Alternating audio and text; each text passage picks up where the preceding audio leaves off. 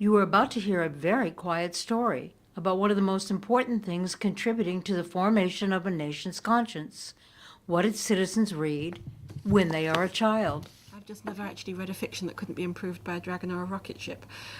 You've just met Farah Mendelssohn, who's explained the difference between children's fiction and children's fantasy. She has traveled to New Brunswick from England after being selected for the second time by the University of New Brunswick for a fellowship.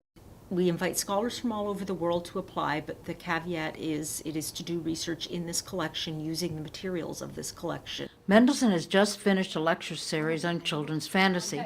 It included the Canadian authors. In the 1980s, we get a sudden flood of time-slip fantasies and ghost stories, all of which are hauntings from the history of Canada.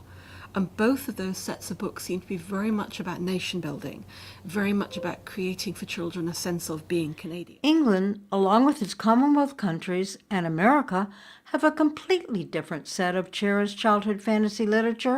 Canada's contribution to children's fantasy links back to the 19th century, but with rare exception, Canada's literature went unnoticed. Until the fairly widespread growth of internet sales in the 1990s, most Canadian, Australian, New Zealand literature did not make it to either Britain or America. Nation building is not the only accomplishment of the Canadian authors. So an example that's becoming quite clear in the texts I'm looking at is that there's a number of writers in Canada in the 50s and early 60s, Joan Clark and Ruth Nichols, who are quite specifically trying to do Canadian versions of Narnia.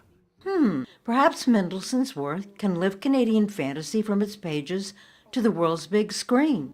We're at the end of the quiet story of Canadian fantasists. For Stu Journalism, this is Andrea Silverthorne.